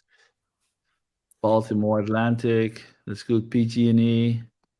Yeah. So if you have or using one of these utility companies, you're in luck because you can now pull in the energy data into Home Assistant and use the energy dashboard, which is super cool. Paulus, as soon as you integrate it, you have historical data in the energy dashboard for like the 3 last months. Yeah. Yeah, that's nice. Oh, wow. And it will keep every 12 hours, it will log in and just pull in the latest 12 hours. So you don't have real-time information, but recent information. Like you will have recent enough information to make decisions, right? Yeah. Like, but you have to get insight. Cool. Yeah. Do we have a lot of integration that are pulling retroactively historical data? I was not even aware that this was a thing. It's not. We built this for the energy dashboard because we realized that there's there was this, I would say Australian, maybe it's New Zealand. I think it's Australian. Amber Electric, I think, is the integration. We built it for them because they are a virtual power company. I'm probably going to bastardize what they are, but they don't provide the actual electricity. So they only get the usage like 1 hour behind from like the party that delivers the electricity. And so they could not give real-time information, which is necessary for the doing on stage. So we added support for importing historical data. And I think it's only being used right now for energy-related integrations. Yeah, there was another one which I've forgotten. Tibber does import too, which is available in a couple of countries in Europe, I believe. Yeah, including the Netherlands. But they do import historical data too. Yeah. So it's a cool feature, and like Home Assistant isn't really made architecturally wise to inject historical data into like the normal Home Assistant flow of states, because a Yeah. state change event, you expect a new state to be the current state. And if you would inject an old state, then you would not get a state change event, but then you cannot automate on it. And so you would get would you add a new event historical state? Like basically, we don't support it. That's also actually why we have issues with restoring your sensor states, for example, or automation less triggered when you restart Home Assistant, which is, we could do it during startup because then there's no automations active, but we couldn't do it when you would reload an integration, for example. So that's like why we haven't done it yet. Yeah, else you would trigger everything basically again, which would be really unexpected. Yeah. Right. All right. So we have 2 new integrations now in UI, Zodiac. Not sure what the use case there would be, but definitely interested to find out. I do have it set up. I don't know why. And Open Sky, well, it just gives up the current Zodiac sign. You can generate art with this. Oh, Well, yeah. All right, we can generate images now. As of this release, it became useful. No, but it just really, I'm wondering what people use it for. I do have it set up, but I don't know why. So yeah, always, I don't know. Somebody should probably has a use case. Anyways, yeah. Then the breaking changes. Hold on to your horses. There are many. This is it. It just fits on one page. Can we just like for a second, like I think, before we go into detail about breaking changes, we've been making Home Assistant, more user friendly. Like this has been a focus for like 3 years, 4 years, something like this. And one of the things that we did when we started moving things to the user interface, anything that's been added to the user interface will never have a configuration breaking change. Like Home Assistant doesn't break it. If it breaks, it is because the device changes their API, for example. Right. So what we see here is that like the number of breaking changes that you're going to see in the Home Assistant are going to be smaller and smaller because everything that has moved to the UI will not be breaking. And sometimes there will be the things that have more flexibility might break. So like MQTT has some changes that are not technically breaking, but in some cases will issue now a warning. So we mentioned it as breaking. But that's also now, like there's 6 breaking changes. That's it. And that's awesome. Yeah, there's also like a delayed policy now. So that's also happening, right? We introduced a 6-month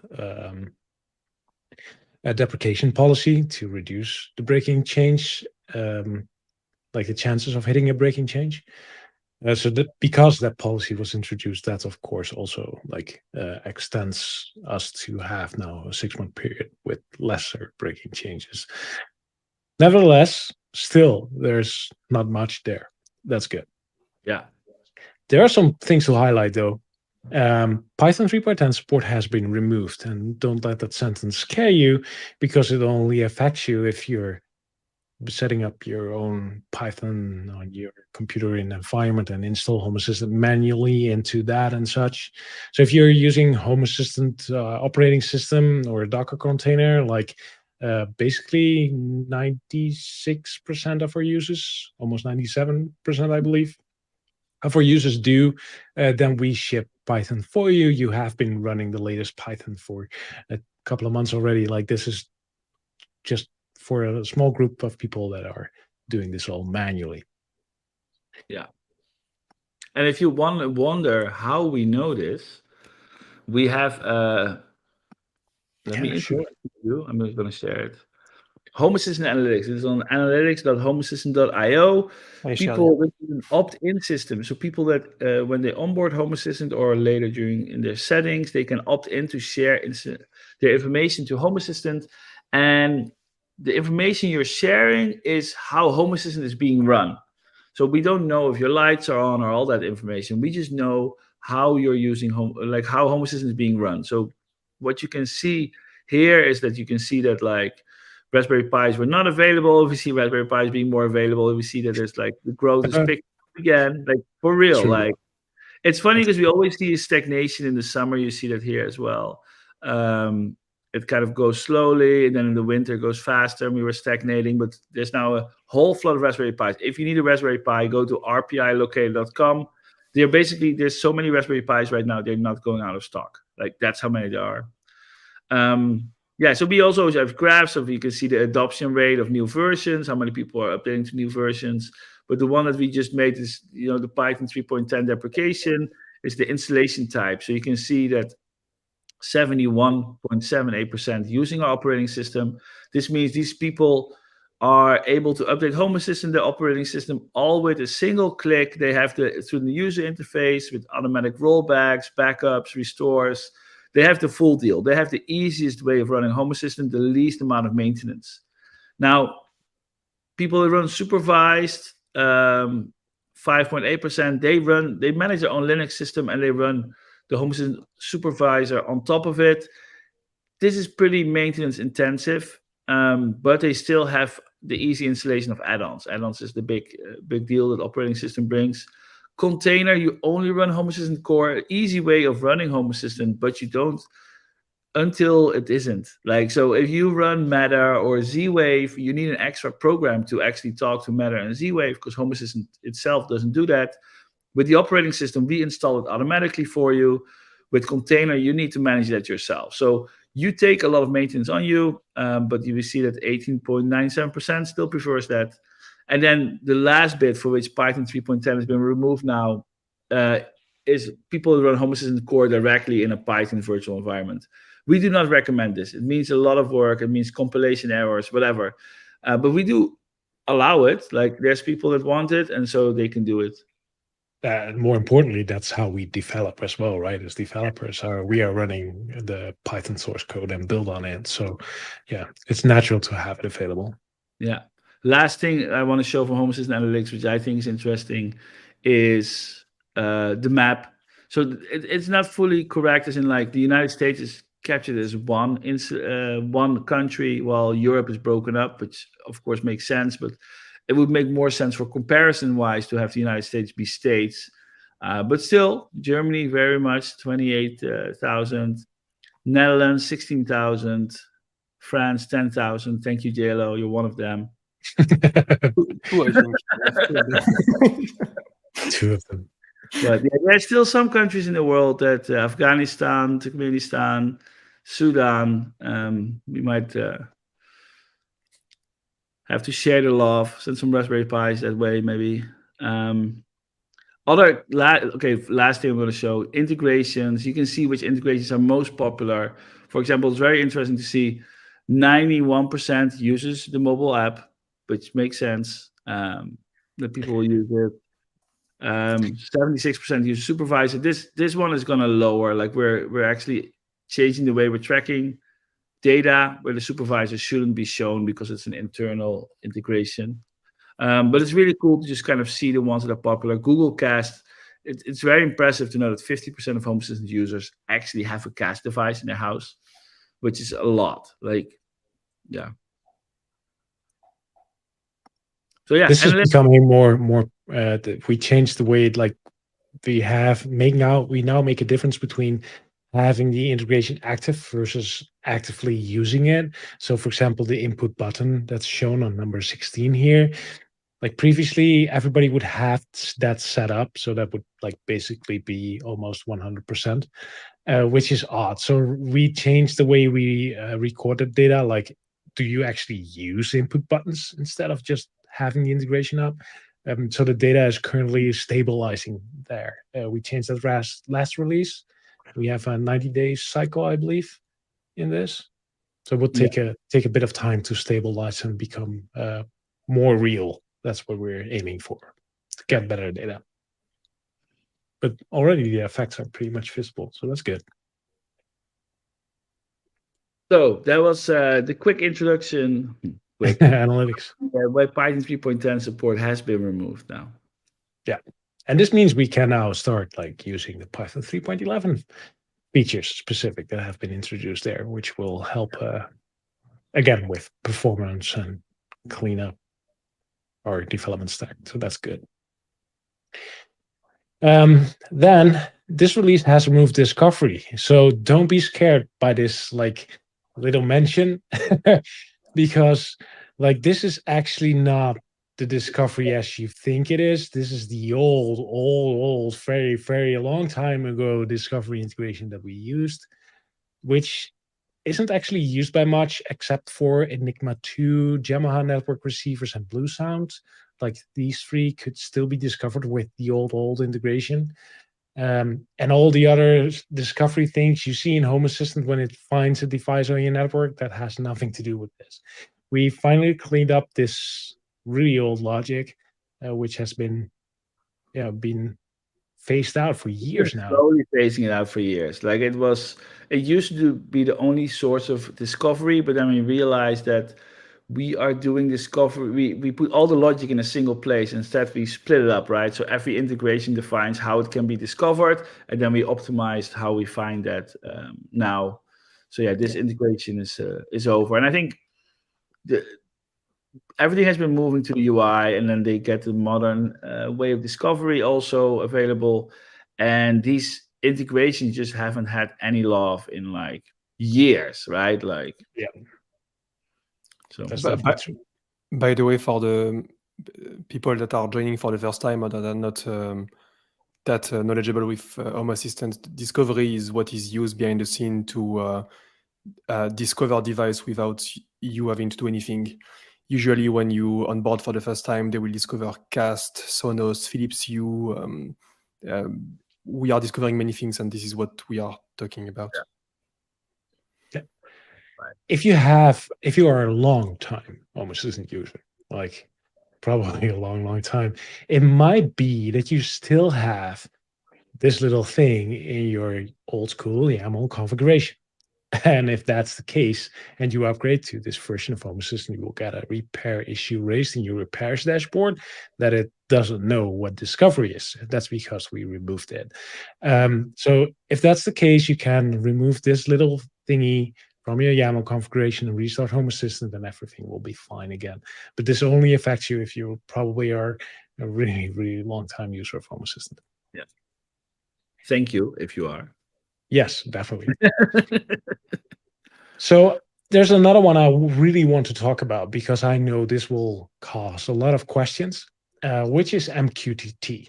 MQTT is in here, and there are some changes in modernizing how MQTT brings in devices and entities. We're changing the way, slowly we've been changing the way how devices and entities are named in a Home Assistant, how the structure works there, which is more like a technical detail. But MQTT is something that brings in that data directly from external parties into Home Assistant. And we wanted to update that into the newer logic we've been migrating to for a long time too. So what we've done is we've changed, or we added detections into MQTT that detects if it uses an old method. And if that's the case, it will now raise a warning. It will not break. How you name things will still be named as it was always before, but it will raise a repair issue with, hey, we see that you defined this integration manually, and this is how you can or this entity manually in your YAML config, and this is how you can change it.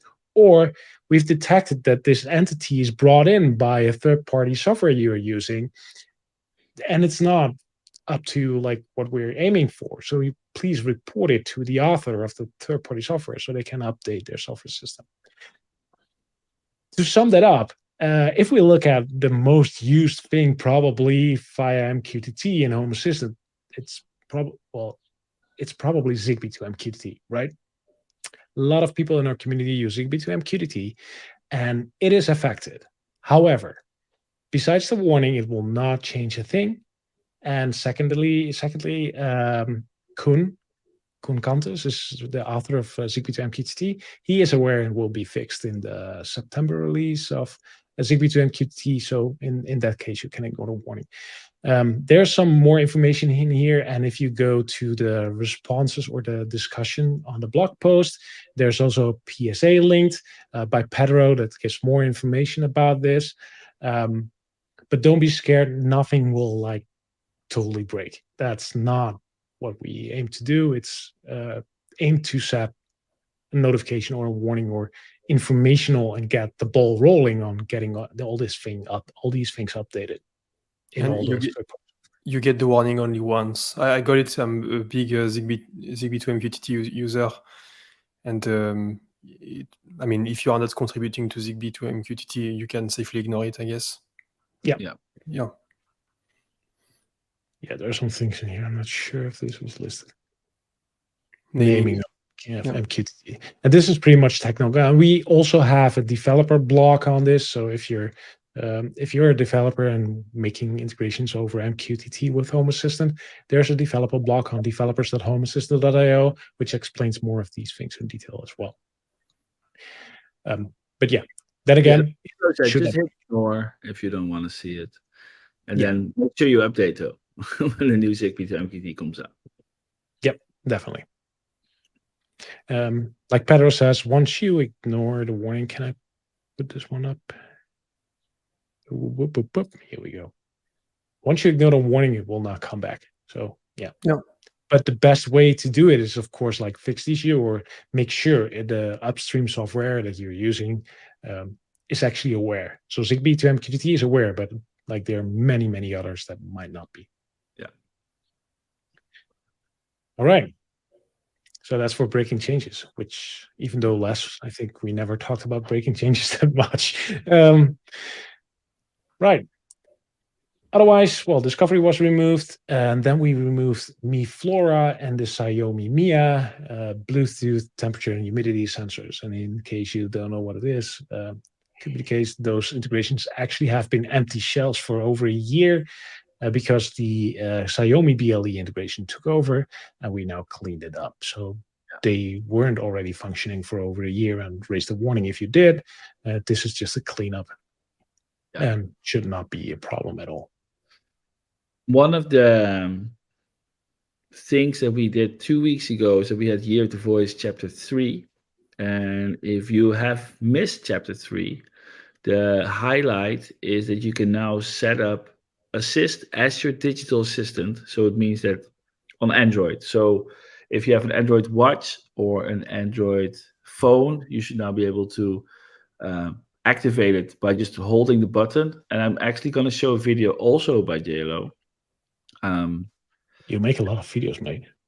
Yeah, that's yeah. I like it.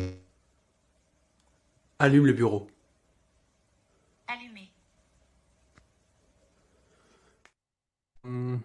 Assist is actually pretty nice, honestly. I was surprised how much I'm using more Assist. Like I have this long-term goal of throwing away my Alexa, my Echo Dot. I have Alexa in my living room. We are still using it for a few things. Shopping list, by the way, is one of them. So yeah, I mean, yes, yeah. Shopping list, reminders, timers, and then just Alexa, turn on the light. And okay, yes, Wake Word is coming, fine for chapter 4. But just having the phone at hand and just being able to click a button is actually much more handy than what I thought, and I'm using it a lot. Yeah.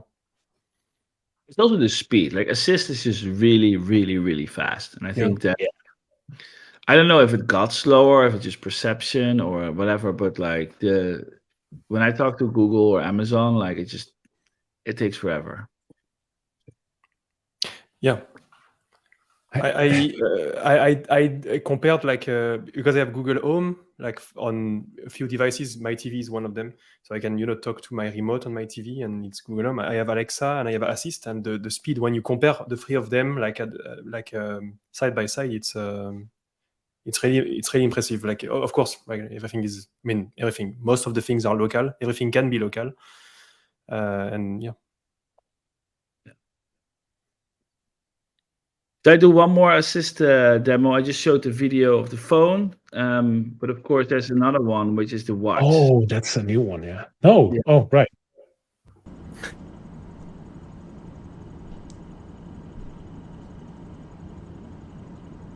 It's party time. Done. Back to work. Done.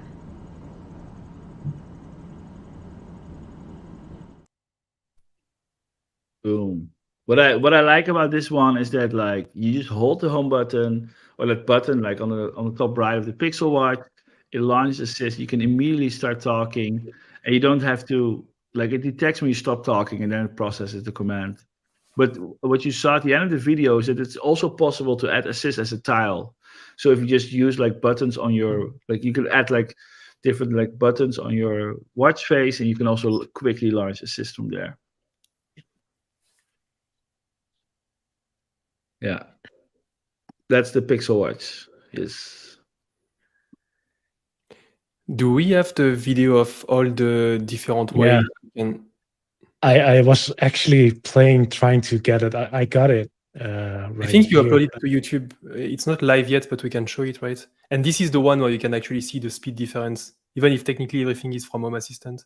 I don't know if you saw it, Paulus, by the way. Yeah, I saw it. I do have it, but I'm not sure how I can. Maybe can just share it. I think I have the video file. Hold on for 1 second. I think I have it here because that thing is really, really cool. Yeah, so JLO made a video showing all the different ways voice can be used to control Home Assistant, including I have no Amazon. watch. I have no watch. That's the only thing I don't have. A watch. Okay. But yeah, a lot of things. And Okay. it's nice because you can see the speed difference when I'm using a cloud. So we can debrief after the video on every interaction because all of them are using Home Assistant. And yeah. Shall I try? And I've never done this before, so I hope this works. Here we go. Éteindre la cuisine. Ok, j'arrête cuisine. Alexa, ouvre les volets. D'accord.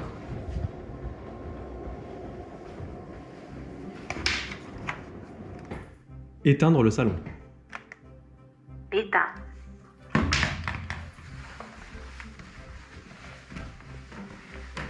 Allume le couloir.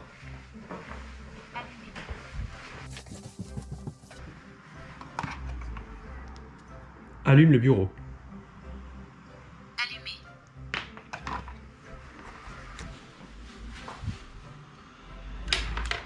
Lève le bureau. Jesus. Another ESPN project.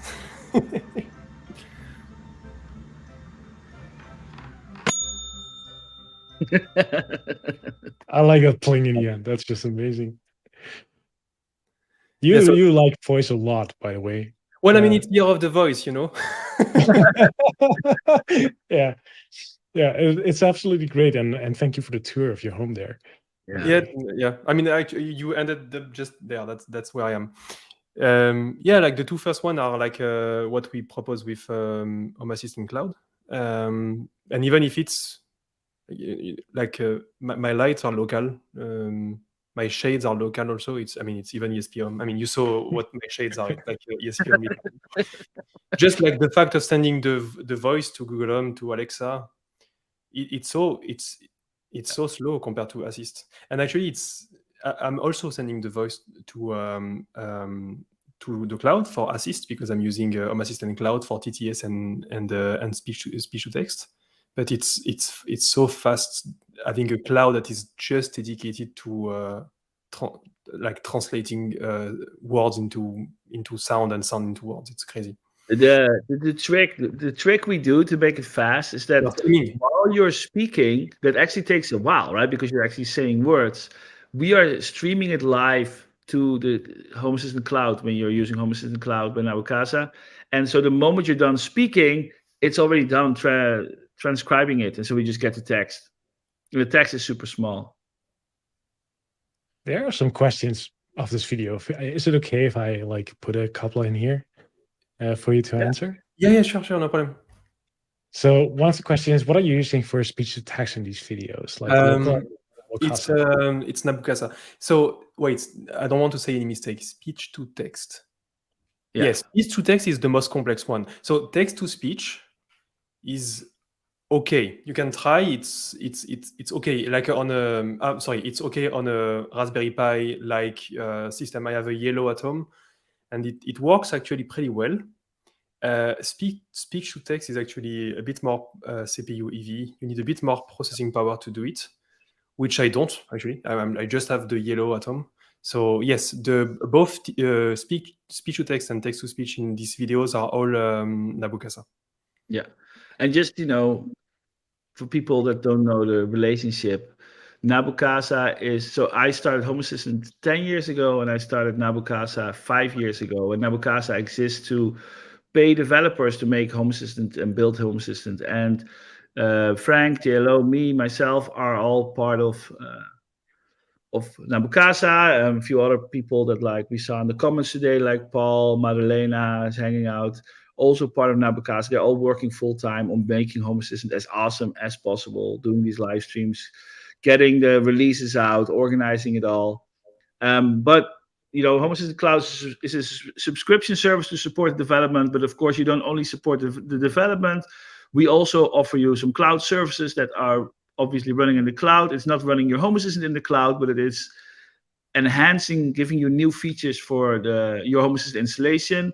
One of them is speech to text and text to speech. So you have access to the Azure voice APIs, and Azure, that's part of Microsoft, they did an amazing job. So you have over 130 plus languages and dialects that you can then speak to or have spoken to you. So yeah, you can, things like French, there's like Canadian French, and like if there's English, there's Irish English, and there's Nigerian English, and there's all these different dialects, and whatever you speak, Home Assistant can understand it then and speak to you. So you get the best voice assistant experience with that. We have some local options for voice. Speech to text would be Whisper. It works on English, is the best trained language on it. All the other languages, it quickly drops off in quality to the place where it becomes unusable, and it doesn't run well on a Raspberry Pi. So yeah, there's some challenges there still, but use Home Assistant Cloud and then support development, support us, and get the best voice. That's the way to go. It keeps JLo making those great videos, by the way. There is a question about how did I hack my Walkie Talkie. Actually, I can share just a bit more, because the good thing about Walkie Talkie is that they are usually bought in pair, because and both of them are broken. So I did one, and I didn't do it yet, but I just dismantled it to show it to you. But first of all, when's the last time that you saw like a board like this? Handmade PCB? Yeah, exactly. Nice. So handmade. So first of all, I don't know anything about electronics, right? I'm a dumb product manager. So it's important because it's to show you that you don't need a lot of skills to do that. Okay, you need more skills than just setting up your first automation. You need to be a bit passionate about it. You need a soldering iron. Actually, you will need to solder a few things, but it's not that complex. So yeah, the walkie-talkie, it's just 2 buttons, more or less. 1 button there, 1 other button there. And actually, there is a small wheel that you can turn that I didn't manage to connect. Okay, so beyond my capabilities. Inside, I don't know anything about it, honestly. Like, this is beyond what I know. The button itself, they are like super big. So like a super big button for the push to text, for the this one. And the one that is there is actually also pretty big. It's literally like a pad that you can literally press on the board, right? So like it's super big, right? And so I just took a small multimeter, and I just basically probed it everywhere to find connections, and I just soldered, I don't know, like 6 or 7 wires. There is a lot of rooms in these kind of things because it was made a long time ago. So behind this, there is like a lot of space to create whatever you want. And yeah, inside this, there is, again, a battery. If you missed the beginning of the stream, there is like a small ESP board that you find everywhere for it depends where you live, but I would say for sure below $20 and way below $20 depending on where you live. $6-7 on Amazon in the US. Yeah, there is a microphone that is super small. It's like a small dot. Actually, it's there. I literally drilled the hole for the microphone. And the speaker, I bought some I bought some speaker on Amazon because I didn't know the state of the walkie-talkie at all when I dismantled it. I was like, okay, I'm going to replace the speaker. But actually, they are working pretty well. Like there is a speaker inside, and I'm still using the speaker of the walkie-talkie. So yeah, like in a few words, there is a tutorial on how to have a voice assistant for $13 on Home Assistant. And in this tutorial, you will see like the ESP home configuration of this thing inside. And there is not much. There is like microphone, speaker, and voice assistant. That's about it. And you can just create it first on like a proto board and then put it wherever you want. And yeah, walkie-talkie is my idea, but there is actually way better idea than a walkie-talkie. But I think, to summarize, I would say to upgrade old stuff is that you only reuse the shape, right? Like, and maybe the buttons and something like a speaker that hasn't changed, but you don't hack a PCB. You literally can like take that out and throw it away if you want, right? Like none of the cables, like you just put in your own stuff. Actually, my plan at the beginning, before I bought it, was to just throw everything away. But the only reason I didn't throw the PCB is because the PCB is actually also used for the button itself, and it's in the correct place. So okay, I'm going to use the PCB and just actually I'm going to tape my own component inside on it. Yeah. Tape it inside. That's the best one. So the plan was to throw everything away and just do it again, but just the fact that the PCB is actually like so that's why I used it. But yeah, like I don't want to share my crazy ideas for a voice assistant because I might actually build them. But like think about it. There is no size constraint because it can be as small as this. Yeah. And you just need a button. You just need a button. The microphone is smaller than this. So you just need a button, and you can change everything that you have in your home into a voice assistant. And just this is crazy. Like thinking about it, it's crazy. And yeah. But you don't need a speaker either, right? Like a voice assistant to talk back, you could set it up to just have a green and a red LED if you want. Yeah, or use an existing speaker in your home to talk back. Yeah, even. That works. Like your Sonos speaker or something. If you have something like that, it could talk back through that. Yeah, if you wanted to. And there is just one. Okay. I saw a few questions. I wanna like. Yes, it was the small button device. It's the M5 Ego development kit. We have a tutorial on the Home Assistant website. Super easy. You can buy this one $13.50 from the sent from China. We have a web-based installer for the software. So literally, like when you get this device, within 5 minutes you have a voice assistant. So definitely try it out if you want to try out the voice assistant features. This is not going to be your daily driver, right? But it's very cool demo material. So it's an extremely nice device to learn ESP Home on too, by the way. Very nice device to learn ESP Home. And also, because we talked about translating services at the beginning, you can contribute to sentence in every language that Assist support. I saw a comment about all I'm getting is sorry, I could not understand that. Like you can contribute. There is maybe a bit more barrier than actually contributing to translation service, but it's not that complex. And this is how I use it actually. It's on my desk. Well, now on my desk, I have the walkie-talkie, I have the phone and everything, but this is on my desk. And I'm contributing to sentences by just using this when testing things. It's really nice. And it's actually very simple to contribute to what Assist understand natively. So you contribute once and everybody from your language benefits. Yeah. I want to highlight this comment. Somebody is asking, is the speech-to-text data saved in the cloud if you use Nabukasa? No, it's not. In fact, Nabukasa doesn't even see your data. The way it works is that through Home Assistant Cloud, you get a temporary access token to directly talk to Microsoft. And then Microsoft does the speech-to-text. So no data flows through Home Assistant Cloud, which is basically what we always try to do, right? Like Home Assistant Cloud, we have remote connection. It's end-to-end encrypted. The webhooks are encrypted through the mobile app. Like we really try not to, we don't want to see your personal data, right? Like it has to live local, and only you should see get access to it.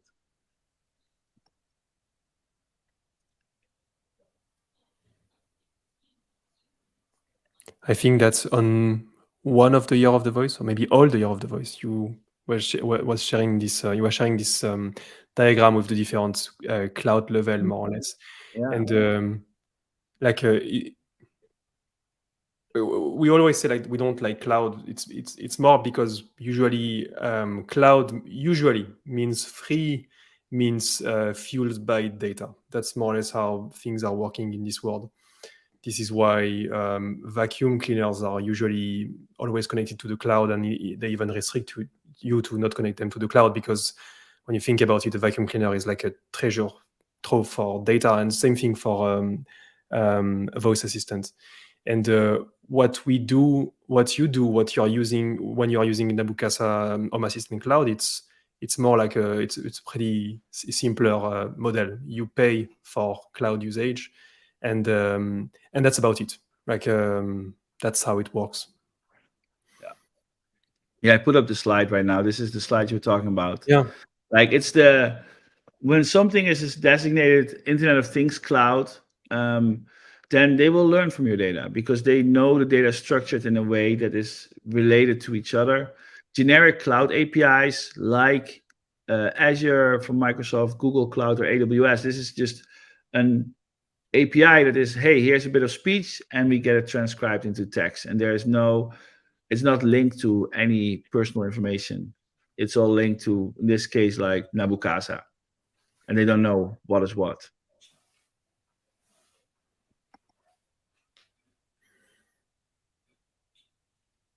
All right. Are there any other questions? Or I see actually that we've hit our 2-hour limit. Yeah, what we haven't hit yet is like our thumbs up limit. So maybe you should just press the button there in YouTube, like get that up a little, like JLo did, like really well. Yeah, we only have 48. Yeah, that should go at least 100. He did his best, like creating blueprints and demos and videos for you. Like, come on, some hearts and some love. I will show the video one more time so we can like. Oh no, you showed the video, Frank. Should I show it one more time? One more time to give people some time to hit the like button. Éteindre la cuisine. Again, my home. Ok. By the way, there is my dog in this video. Alexa, ouvre les volets. Just there, my dog. Bam. D'accord. It's beautiful. This. Éteindre le salon. Éteint.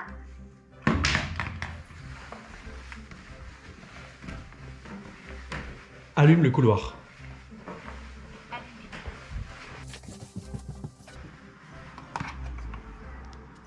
Allume le bureau. Allumé.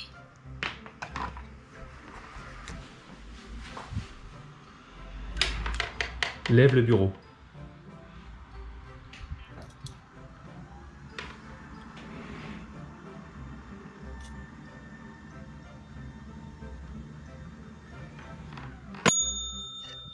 Yes. So the last command is like is a custom sentence, like a trigger automation, not wildcard, but still a trigger. Yeah. All right. I think that's a wrap. Everybody, thank you for liking and subscribing to the YouTube channel. If you want to support our work, like we said, please subscribe to Home Assistant Cloud by Nabukasa. We build Home Assistant. You get a voice assistant, remote access, a lot of cool stuff in return as well.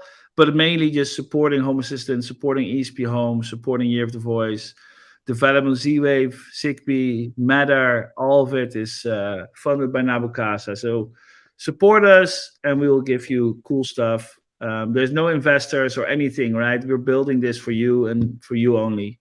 So yeah, that's a wrap. Thanks everybody. Thank you. See you soon.